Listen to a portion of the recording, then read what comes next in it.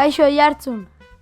Hau liburuak hitz eta pitz irratsaioa da, eta hilean behin ingogu. Ta irratsaioan LH6kuek hartuko dute parte, eta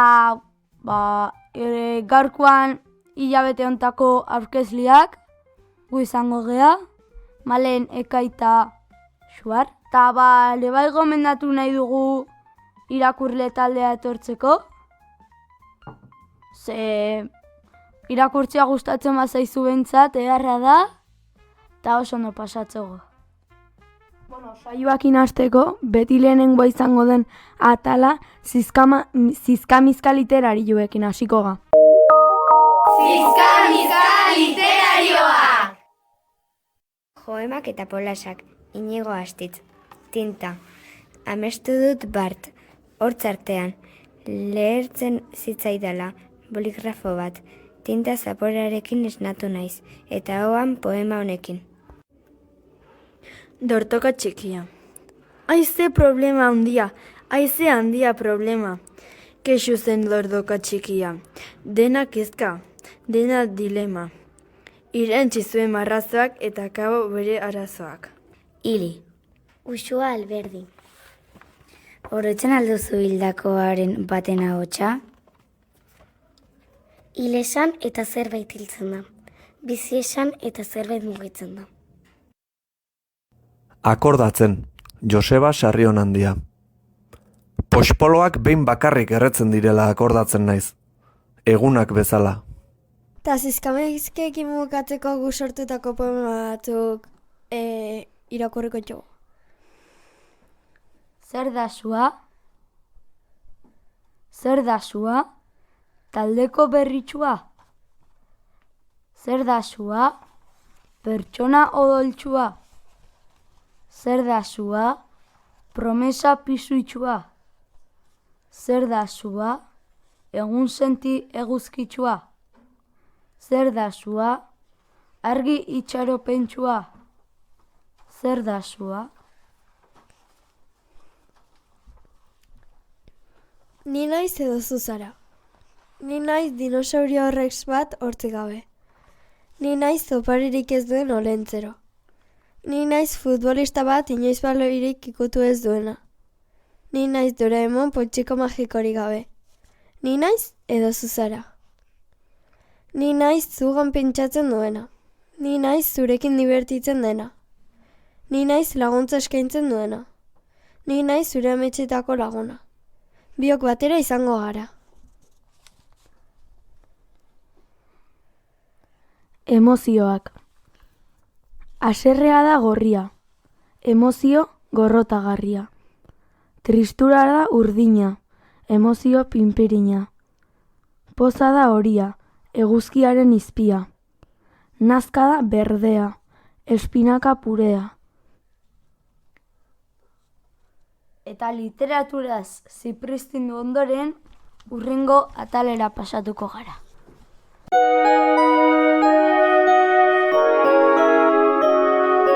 Laburpen iruzkinduak!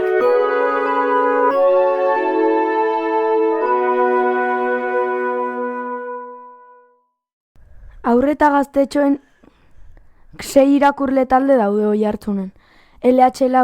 LH-en 4 eta DBH-en 2. LH-en gaudenok liburu hauek irakurri ditugu hilabete hontan.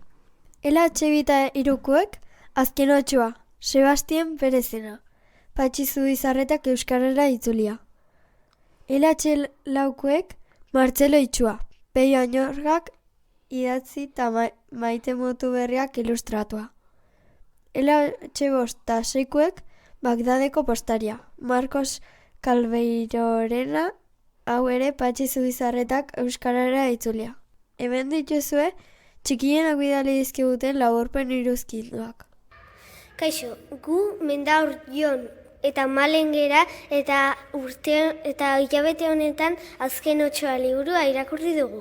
Eta orain laburpen txikitxo bat egingo dizuegu. Bazen behin, Milo izeneko pertsonai bat, juten intzela beraien herrian, etxean, herrian gerra bat otsuak eta gizakien aurka eta herritarrak hilintzien, umeak eta emakumeak ezik. Eta pentsatzen zuten, otsuak bukatu ziren, denak ja hilda zeudenla. Minon, papatian entzun zuten ulu bat, eta orduan, Nilok aukeratu zuen jutia basora, azken otxoi hiltzea. Basora abiatu zenean, otxoa ikusi zuen. Orduan, saiatu zen hiltzen, hartuta arkoa eta ematen, zauritu zuenean, otxoa juntzen bereko bazulora, eta Nilok ikusi zuen umeak zeuzkala beraz. Orduan aukeratu zuen laguntzea, ze gerrarekin etzen zer konponduko. Eta lagundu ondoren bere herrira juntzen. Oain zaiena tokatzen zaio, egia esatia herritarrei. Bakia ingo dugula gerran. Ukrainian eta Palestinan inberkeko genuen bezala. Orokorrean gustatu da eta batzuen ilustegia eta beste motza ilustrazioak oso politak zituen. Eta bukaberan egin genuen abertze pasako zen ze liburuan etzuen jartzen.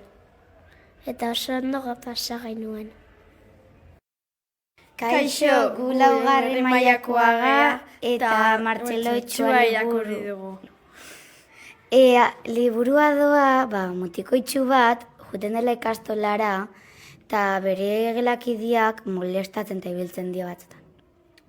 Ta egun batian, aurketzen jo lagun bat, etzen dela Mari Maialen, eta behakitzen jo bizta sorion txuagoa, eta azkena lagunak iten dira. Ta Martxelon gatik, lortzu Mari Maialek ez tolteka hitz egitea. Eta Martxelok pentsatzu ikusteula Mari Maialek nik ikusteuna. Liburu honekin ikasi dugu itxu batek ez dela tentela. Gauza asko altulain pianoa jo dena duen. Eta guri iruditzen zaigu Polita Berezia. eta sentimentala. Asko gomendatzen dizuegu Martxelo Itxua irakurtzea. Eta nola gure liburua itxu bat eta doan eta pianoa jotzen, horren jarriko dizuegu itxu bat, Oiartzungoa pianoa jotzen. Bueno, Oiartzuarrez euskalduna eta jakes izena du.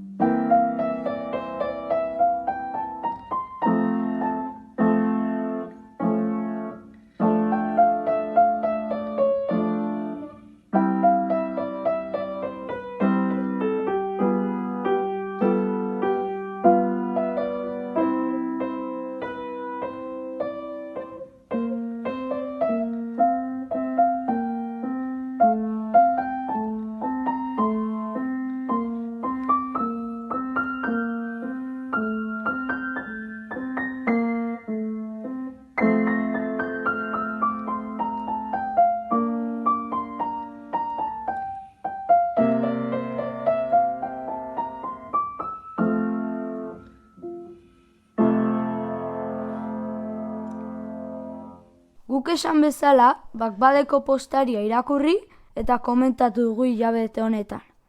Eta hauxe da nabarmendu nahiko genukena. Ume batei buruz da, Bagdaden bizi dena bere atxa postaria daka, eta arazo 8 batzutan ibiliko da, bere aita hiltzori jando, eta ez dut gehiago kontatuko.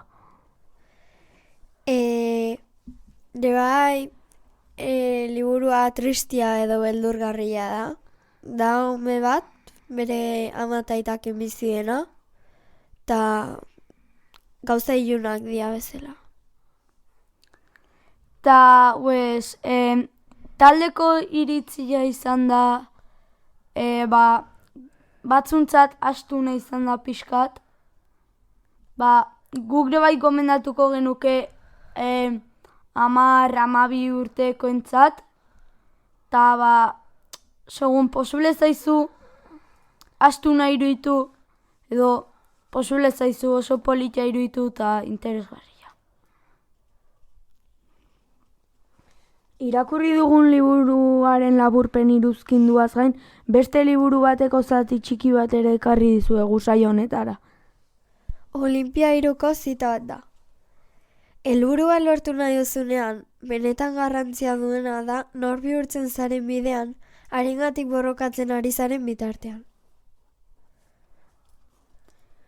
Ta gure tartearen ondoren herritarrei emango diegu hitza. Oiartzun herri literaturzalea da, eta horrei esker kalea atera posible izan dugu, jendiei galderakitea, ze liburu gomendatuko zuten, eta hori. Herritarren ahotsa! Kaixo, hemen gaude liburuak hitz eta pitz eko partaide batzuk, eta egiten galdera bat Oiartzunarrei. Zuk ze liburu gomendatuko zenuke, Matxin? Marimatxakak. Zeba. Zeba oso bihurriak dira eta talbakoitzean bihurrikeri bat iteute. Eskerrik asko.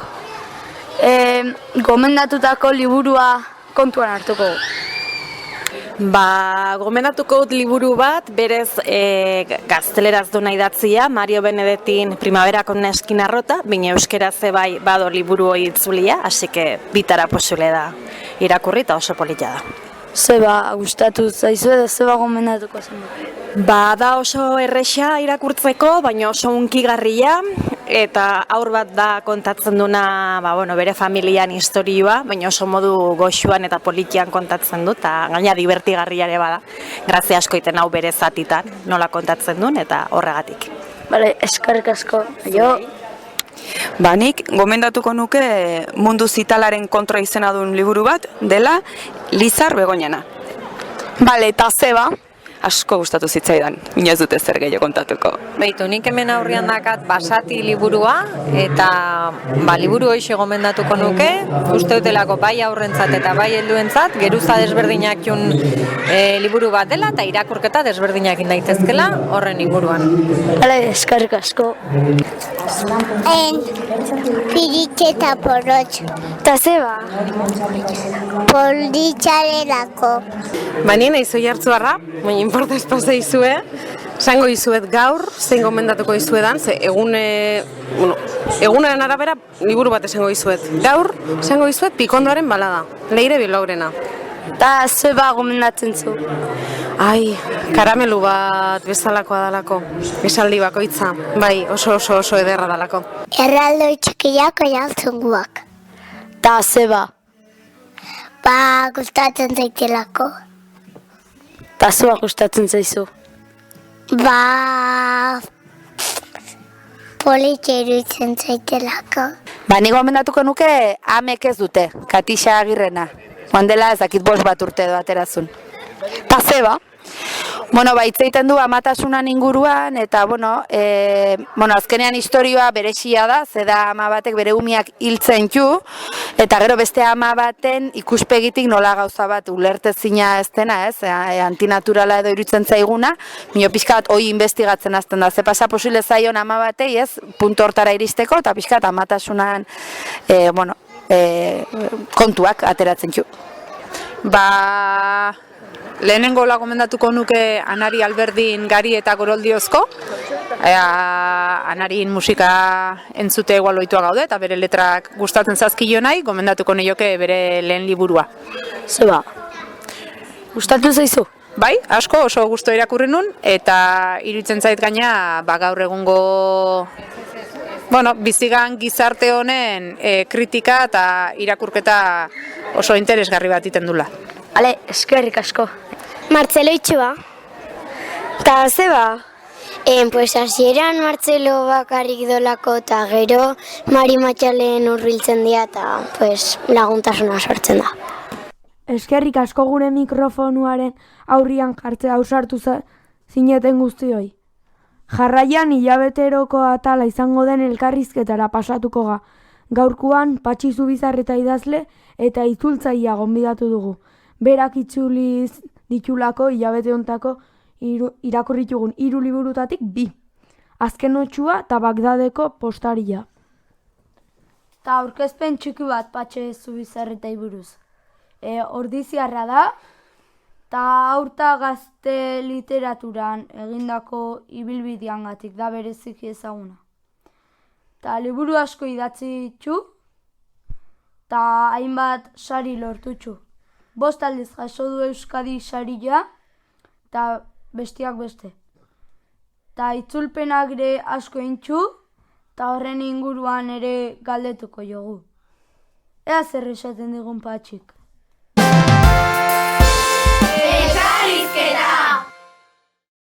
Kaixo, Patxi.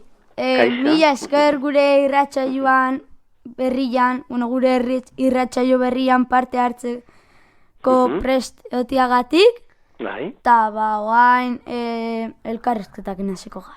Osan da. Patxi, ingo dugu hilabetero elkarrizketa bat, eta gaur zuri tokatu zaizu. Osan da. Osan da. Zer modu zaude? Ondo, Gasteiz hotzean, baina oso guraldi ederrarekin ondo egia esan da. Bai. Bueno, ja hasiera emango jogo. Zer da idazle izatea eta noiztik zahaztu idazle? Bueno, ni idazle izan nintzen konturatu gabe. Zuen adinean literatura oso urruti neukan, Gasteiztik ari naiz, baina Ordizian, Gipuzkoan jaio nintzen, liburutik irik ere ez genuenan, beraz, nik ez nekien idazle izatea posible zenik. Baina nire eguneroko gauzak, mutiko potoloan nintzen eta oso gaizki pasatzen nuen gimnasian adibidez, baina oso ondo nozila eta txorixoa dena batera jaten arratsaldeko gitartekoarekin. Eta gaizki pasatzen baldin banuen, nire gauzak diario txiki batean, eguneroko txiki batean idazten dituen, eta esango nuke hortik sortu zitzaidala. Gero, unibertsitatean ezagutu nuen zuengandik hurbil jaiotako Juan Mari Irigoyen idazlea, haren anaia Oiartzunaldean ibiltzen da, Imanol, han bizi dela esango nuke, eta harrezkero idazteari ekin nion beste modu batera, modu publikoago batean edo. Zenbat urtekin argitaratu zenun zure lehenengo liburua? Nire lehenengo liburua hemen daukat gelan, ez dakit, horren dela 35 bat urte edo, zue jaio baina askoz lehenago, eta oso liburu txarra izan zen, oso txarra, haulazten gara normalean. Nolakoa da zure liburu baten prozesua? Beitu, askotan aipatzen dut 3 P daudela nire liburuetan. Hori Miguel Delibesi ikasi nion eta behar bada frogatzen da. Hau da, personai bat behar izaten dut. Eman dezagun, erraldoi bat, Tibeten jaioa Himalaian, protagonista badaukat, izen bat jarriko diot, Siatentzin. Erraldoi horrek behar du amets bat, protagonista horrek, ilusio bat, helburu bat, eta kasu honetan, erraldoi honek itsasoa ikusi nahi du. Pasioa hori izango da. Eta 3. Pea da paisaia. Badaukagu protagonista, erraldoia, itsasoa ikusi nahi du, eta nun kokatuko dugu historia. Oiartzunen ez eta Ordizin ere ez, itsasoa hurbil daukagulako. Kasu honetan, Txina osoa zeharkatuko du, ibai horiari segituta, ibilbide hori ingo du itsasoa ikusi ahal izateko. 3 P horietan laburtu daiteke ipuin baten prozesua. Zer desberdintasun dago idazle izatetik itzultzaile izatea?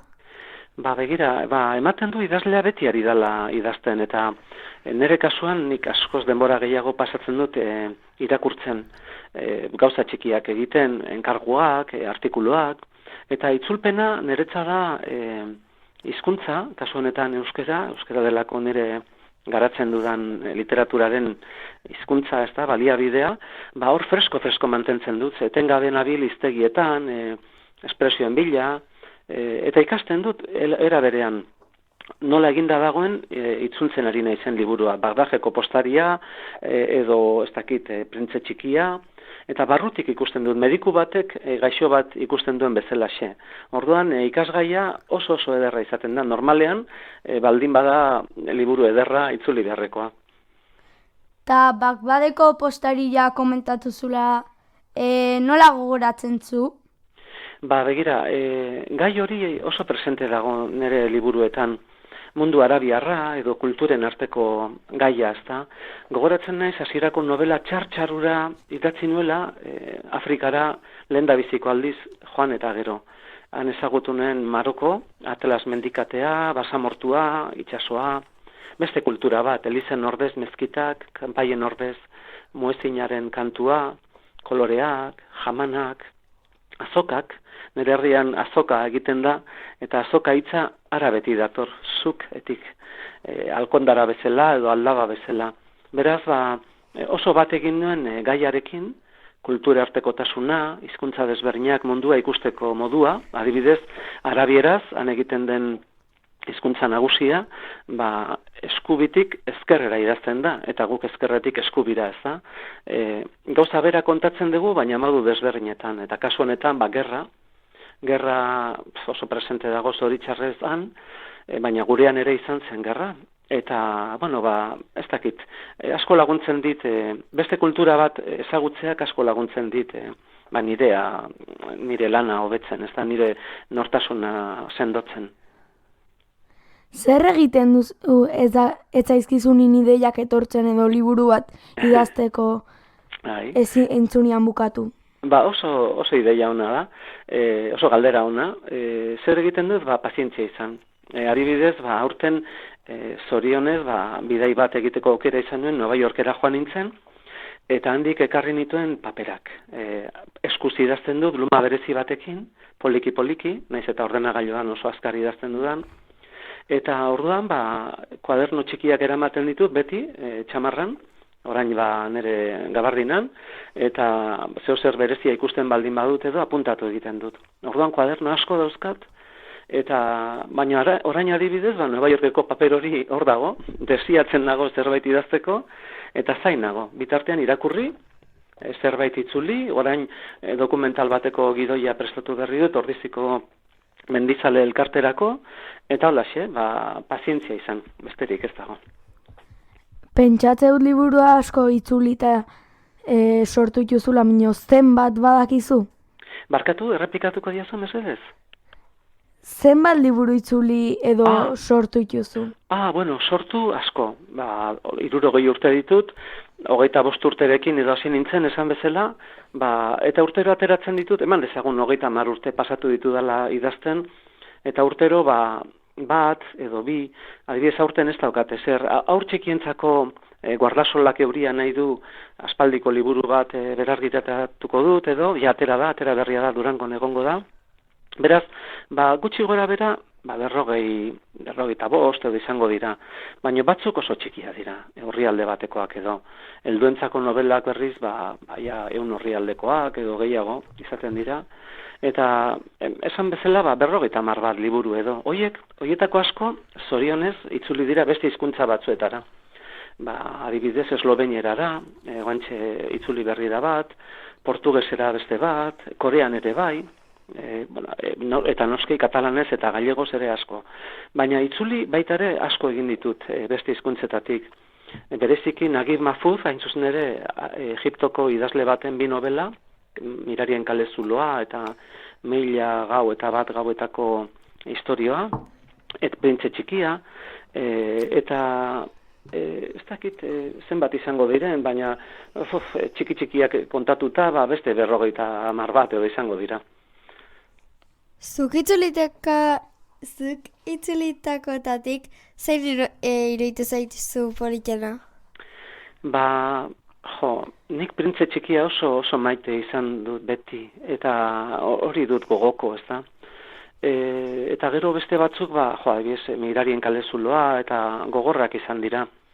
Ez dakit, bat oso polita, baina behar bada zuentzat, oraindik ez da zai xamarrado izan daiteke, Ibrahim jauna, gaia ere zein dan berriro ere, Ibrahim jauna eta Koranaren loreak, eta ez dakitola bote prontoan zein esan, printze txikia behar bada, bote prontoan erantzuteko. Zenbat hizkuntzen dakizu? Gure garaian, pentsazazue,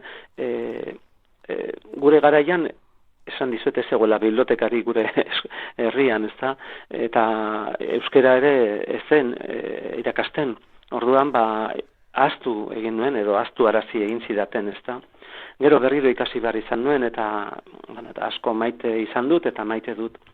Beraz, euskera da nire hizkuntza, maizkuntza, gero landu dudana bereziki, gaztelania noski, eta gure garaian frantsesa ikasten genuen, gero hasi ziren ingelesarekin. Ingelesa pixka bat ere ikasi dut, eta arabiera ere bai. Oso gutxi. Alejandriako Egiptoko irakasle batekin, urte betez aritu nintzen eta ezer gutxi dakit. Baina nagusiak, hoie dira, euskera eta gaztelania eta itzuli ere egiten dut frantsesetik. Ta zuk zen egozu, liburu bat itzuli edo liburu bat sortu? Plazerra handiena da sortzea. Ikustea, erraldoi horrek, kasu enten, ziatentzinen bidaia miresgarria, iristen dan itsasora, zer gertatzen zaion bidean. Eskema bat egiten dut, lehen P bat aipatu dizuet, eta beste bat, eta P hori da pazientzia, ezta. Orduan, askotan, lan hori egin eta gero, eman dezagun iritsi dala ziatentzin erraldoia itsasora, baina lan hori zuzentzen hasten naiz. Eta oso importantea da, beste P bat paperontzia, hau da, irakasleek egiten duten bezala, lan hori zuzendu eta berriro zuzendu 10 bat aldiz irakurtzen dut izan ipuin txiki bat edo novela luze bat. Eta hala ere, sortzea nahiago dut. Nere barrukoagoko gauzak dira. Gaur egun ez dut egunerokorik idazten, baina nere sekretuak ordoaz. Jendeak ez daki ni naizela erraldoia edo ni naizela protagonistaren anekdota baten protagonista, ezta? Zer gomendatuko zenioke irratsaio hau entzuten ari denei? Bueno, ezer baino lehen eskerrak eman nahi dizkizuet, holako aukera emateagatik, irratsaio bat egiteagatik, hori da protagonista izatea. Ze gaur egun denok pantailari begira gaude, eta ahaztu egiten zaigu gure bizitzen protagonista izan behar dugula, ezta? Izan behar dugula helburu bat, bizitzan amets bat, bakoitzak izan behar du. Zer gomendatuko nioken? Pentsa, idazlea naiz, baina esango nioke, ez irakurtzeko gehiegi. Irakurri behar da bere neurrian. Telebista ikusi bezala, kirola egin bezala. Kontua da neurria izatea. Gustatu ezkero, plazer handia da, beste P bat. Postasun handia da, beste P bat. Eta zer gomendatu? Ez dakit, libururen bat esaten badidazu, adibidez, Otsoaren begia gomendatuko nizueke. Daniel Penak, idazle frantsesa, hau ere Afrikan jaio zen, Algerian oso kerez baldin banago, eta honen liburutxo bat itzuli nuen, baina justu argitaratzekoa zen eta etzen atera. Otsoaren begia, Daniel Penak, Leil Dilup, El ojo del lobo, da. Oso ipuin ederra, 8 bat eta mutiko bat, zoan, bata kaiolan eta bestea kanpoan elkarri begira. Eta bakoitzaren historia agertuko da. Eskerrik asko, Patxi. Eskerrik asko zuei. Ila berriro iten dugun topo kalian edo. Hori da, Oiartzunen tarteka tokatzen zait agertzea, izan eskoletan, edo, Joki Mitxelenare laguna handia dut, marrazkilaria, nire liburu asko argitaratu ditu, beraz, ea topo egiten dugu, baina liburuetan topo egingo dugu, edo Durangon bestela. Eskerrik asko. Nahi duzen arte, sukran. Agor. Aurrera jarraitu aurretik, kantu bat aukeratu dugu saio honetarako. Patxik itzulitako bi liburuengatik gerra aipatzen denez, Palestinan sufritzen ari direnei gure elkartasuna adierazteko kantu hau jartzea pentsatu du.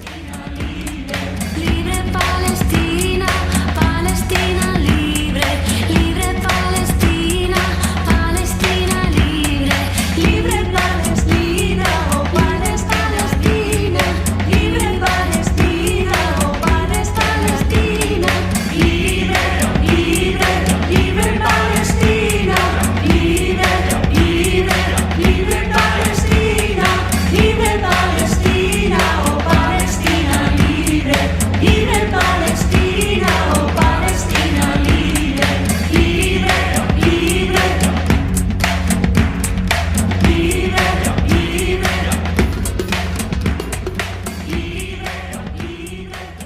Oiartzungo irakurle taldiekin jarraituz, gaztiek izango dute lekua, liburuak hitz eta bitz saioan. Aurrea!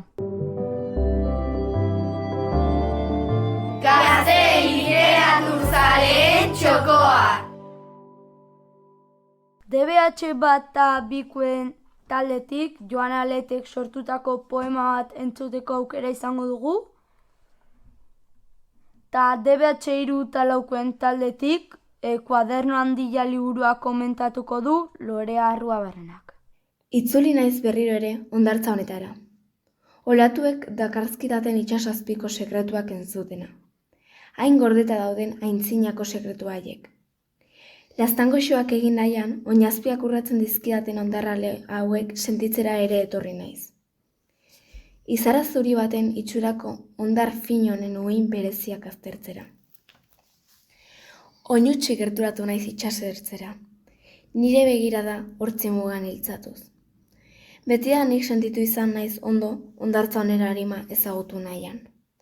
Betidanik izan da nire babesleku. Hondartza honek dituen oroitzapen guztiak ezagutu nahi nituzke. Itsas korrontetan eta onarruinetan guk buruan bezala gordetzen dituen oroitzapenak ezagutu. Oso adi entzuten dakienak bakarrik entzun ditzakeen oroitzapen haiek. Kostaldetik urrun eramaten zaituzten korronte horietan murgilduko nintzake. Nire bihotza irekin nahi diot ni hainbeste ezagutzen hauen hondartza honi. Dituen txoko guztiak ezagutu. Bat izan nahi dut hondartza honekin. Horregatik itzultzen naiz arratsero hondartza honetara. Inor baino gehiago dakien hondartza honetara. Hondartza hau betirako delako, baina ni ez. Horregatik itzultzen naiz hondartza honetara. Kuaderno handia 1987ko irailean Agota Kristofek argitaratutako liburua da. Ta gaia da gerran bizi dien bi mutikoen ikasketa prozesua. Hau da kontatzen da, behaiek gerra eta ingurugiro itxusi edo zai hortan ze gauza ikasten juzten, eta ze ariketa iten juzten horrei aurreiteko. Adibidez, ariketa bat zen gorputza zailtzeko ariketa.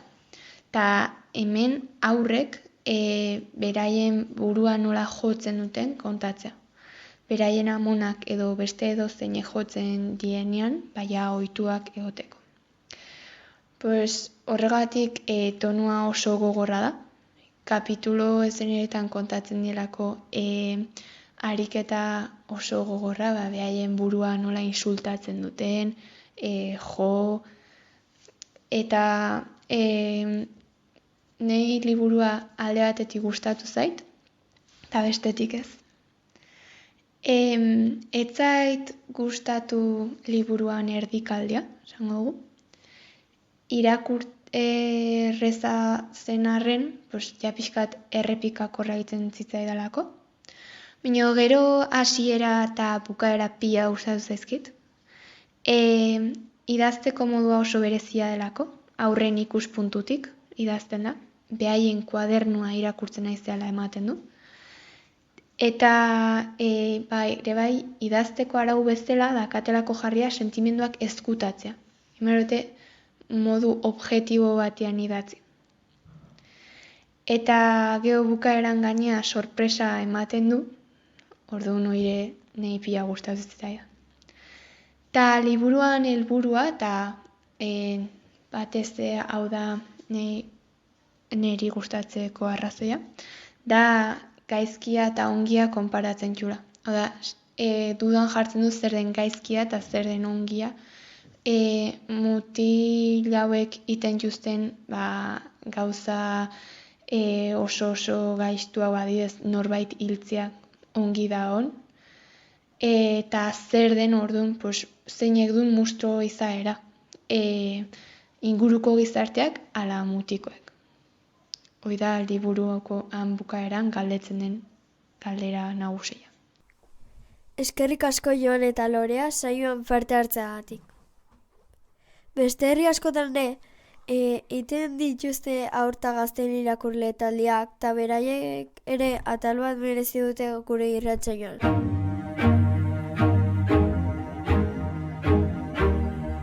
Euskal Herrian barrena!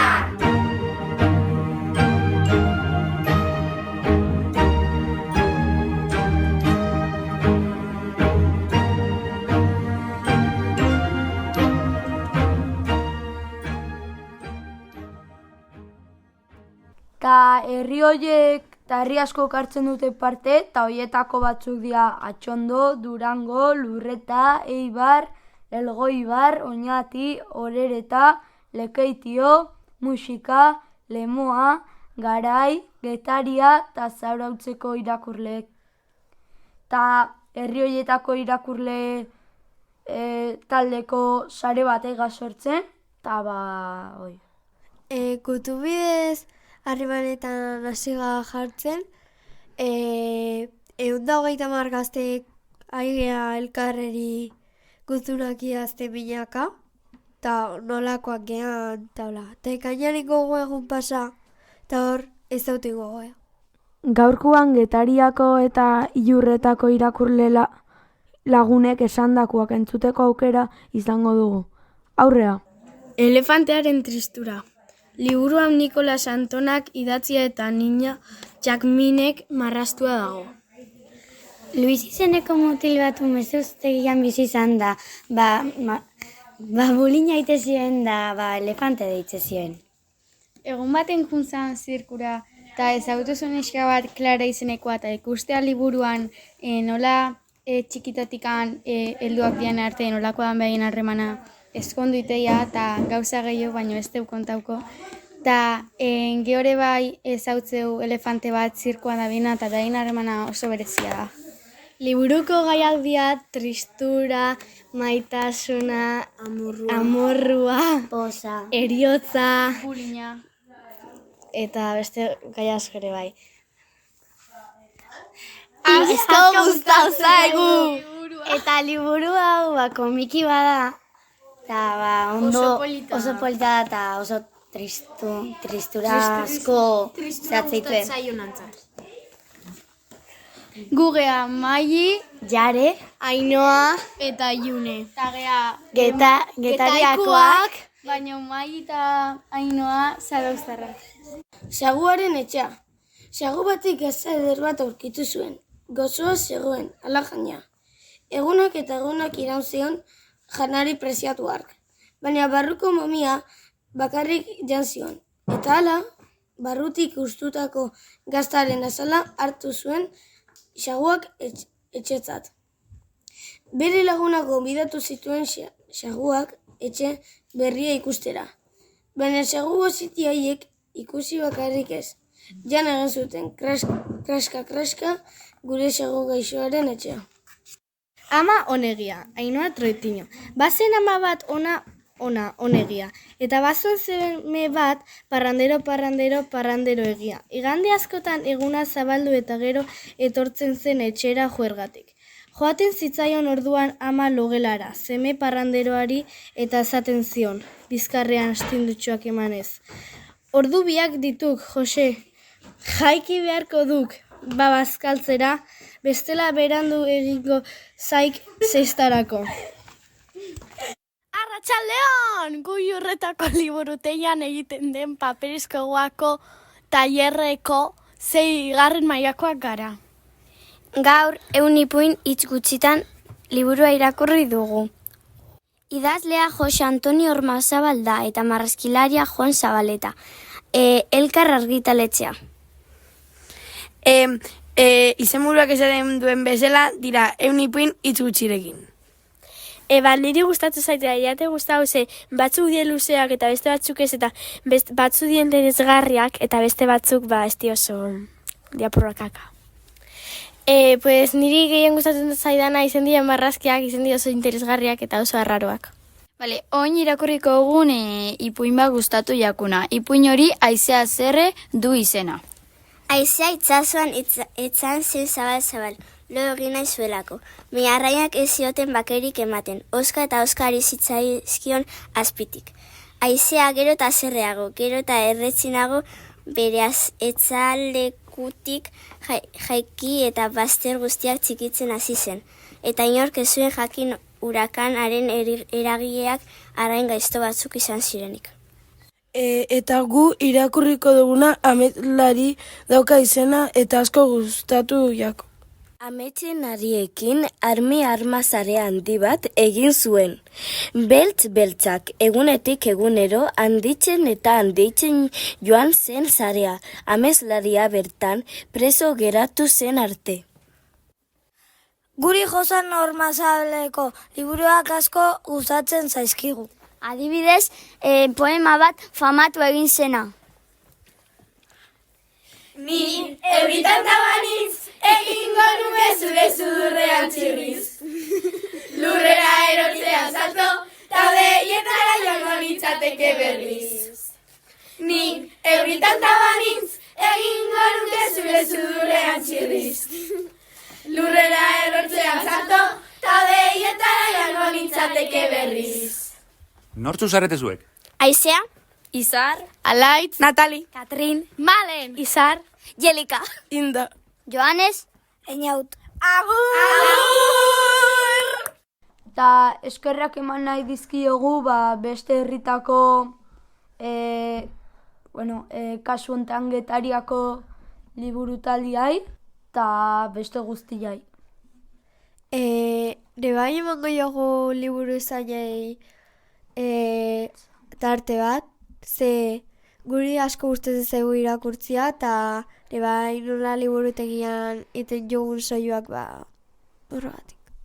Liburu zain eta bitartekarien hitzak.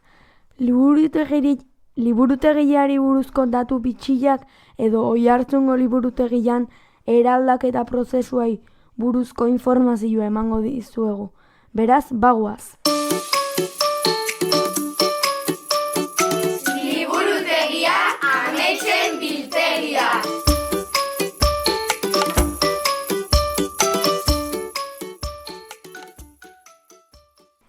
Hasteko Dorleta Kortazan ipuin kontalaria entzungo dugu, eta audio hontan entzungo dugu, beak nola erabakitzen txun edo nola aukeratzen txun ipuinak, bere ikasliei edo bere entzuliei kontatzeko.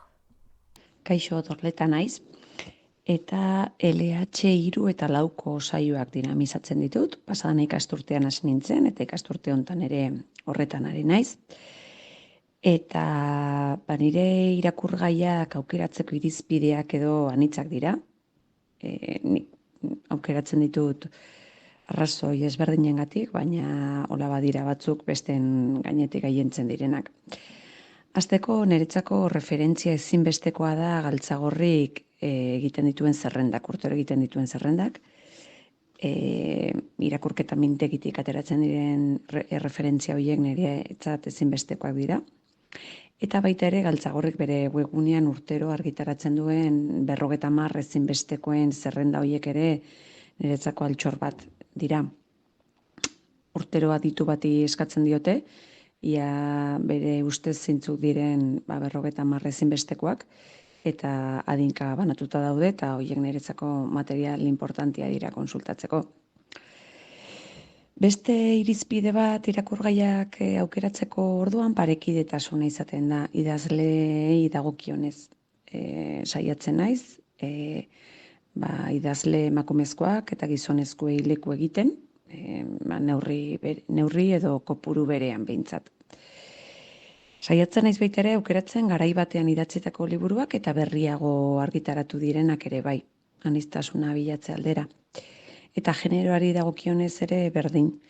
Aukeratzen ditut, aukeratu ditzaket albunak, aukeratu ditzaket testua duten liburuak, mutuak ere bai, noizbait aukeratu izan dut zerbait, eta oso esperientzia polita izan da, eta noski poesiari eta komikiari ere lekua egin izan diogu, eta nola ez niretzako oso importantia dana, ipuin tradizionalei ere bai. Eta gero, nire gustuei ere kasu egiten diot, nire gustatzen zaizkidanak, nire gustatzen zaizkidan idazleen lanak hartzen ditut, eta batez ere, hori ez, berbagaia izan dezaketela ikusten dudan irakurgai horiek ere, ari ezberdinak dituztenak eta ari horiei tira eginez, sola saldia edo berbagaia edo eztabaida emango diguten irakurgai hoiek aukeratzen saiatzen naiz. Eskerrik asko Dorleta eta laizterra. Oain galdera bat ingo dizugu entzule. Zure ustez nortzuk irakurtzen dute gehiago, aurrek edo helduek? Maider liburuzainari datuak eskatu izkiogu eta hurrengo hilabeteko saioan jakingo zue. Bitartian jun hipotesi jakiten. Ta bukatzeko, Kuku elkarteak eta Oiartzungo udarak martxan jarri dute liburutegiaren eraldaketa prozesuaren inguruko hitz batzuk jarriko dizkizuegu. Ta hoiekin amaituko da gaurko saioa. Hitzak garazi galderenak dira, eta etorkizuneko liburutegia irudikatzen laguntza espero dugu. Bazen behin, liburutegi bat. Ba omen zen liburutegi bat, etzena ez adreiluzkoa, ez hormigoizkoa, ez harrizkoa. Liburutegi bat hormarik gabea, ezur haragizkoa. Tira, hormak izan bazituen berez, baina iragazkorrak ziren. Haizeari, argiari, kaleko hotxei sartzen usteko modukoak. Leihoak, mundu zabalari begiratzen zioten begi handi biribilak. Solairu batetik bestera joan etorrian, eskaileretan gora eta behera, jendea punpaka. Espero den moduan, liburutegi hartan baziren apalategiak eta baziren liburuak. Liburu maiztuak, oharrak ezkutatzen zituzten orrialde misteriotxuz beteak, orbanduak. Eskuz esku pasatzen diren objektuen usain partikular hori. Eta nola ez, liburu labetik atera berriak, komikiak, album ilustratuak, artefaktuak, artelan txikien magia. Liburu haiek ez ziren inola ere apalategietan alfertzen, ez. Bizilagunen etxeetan sartzen ziren lotxagabe, autobusean edo trenean ahaztuta geratzen. Herriko bankuetan eserita edo lorategiren batean etzanda aurkitu zitezkeen. Bila joan gabe ere, bidera agertzen ziren. Paperak aspaldiko zuhaitzen oihartzuna zekarren bai, baina batez ere, eta edonork entzuteko moduan, gaur eta hemen gertatzen ari denaren airea gorpuzten zuen. Liburutegi hartan, baziren bizipenak eta asmoak. Baziren besaulkiak, nahiak eta ezinak. Landareak, haziak, ametsak, gabardinak eta aterkiak. Baziren irrikak, maletak eta gidak. Baziren musika tresnak, doinuak, albisteak. Baziren agurkeinuak, algarak eta begirada gurutzatuak. Egoteko eta egiteko leku bat zen liburutegi hura. Leku bat aldi berean zena agertoki, sorleku, egongela eta etzaleku. Liburutegi hartan kontatu, margotu, jolastu, pentsatu egiten zen. Gertaleku koloretsu bat zen. Bertaratuen adina, jatorria, janzkera edo aldartea gora bera, besoak zabal izaten asmatzen zuena. Liburutegi hartan, hizkuntzak entzuten ziren. Ez bat ez bi, hizkuntzak. Plural zabal eta koloretsuago batean. Bazen behin, il était une fois, quand llamacan, es war einmal, y había una vegada, Dafnin Dafno. Liburutegi hura, babesleku ere bazen. Gordeleku bat, izan gabe gotorleku. Ekaitzak gogor jotzen zuenean, barruan lehor eta epel egon zitekeen musutruk, inori mesederik eskatu gabe. Horretarako ere balio baitzuen, biltzeko, elkar ezagutzeko, eztabaidatzeko, elkarrekin konspiratzeko. Herriaren bozgorailu izateko. Barrura bezalaxe, kanpora hitz egiten zekien liburutegi hark. Kantuak eta poesia eta istorioak isurtzen zituen kalera, errekak sortuz maldan behera eta urlasterrak aldapagora. Auzoak ulaitu eta soroak ureztatzeraino.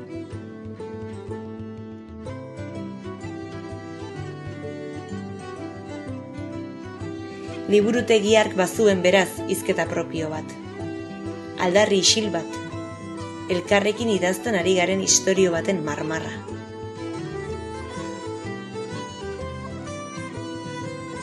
Su epelean egosten baitira ideia eta asmo berriak. Zerbait handiagoa bilakatuko denaren hastapen oro.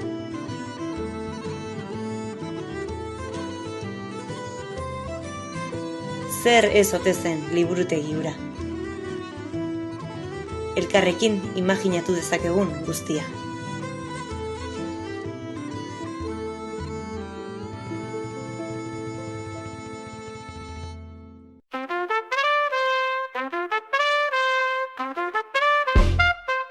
Eta azkeneko agur bezala, eskerrik asko irratsaioa martxan jartzen lagundu duguzun guztiei. Eskerrik asko Xabiri. Eta eskerrik asko Jartzun irratiai. Eta hilabetero izango dira aurkezle batzuk. Eta gaurkoan guri toka. Eta bai ezaztu jun liburutegira hartu liburuak lasai eta irakurri ona data. Patxiri ezin kaso, zebeak esan do liburu asko ez irakurtzeko, baina zuek segitu ondo irakurtzen, ze liburuak irakurtzak ere ideiak sortzik. Agur! Aio!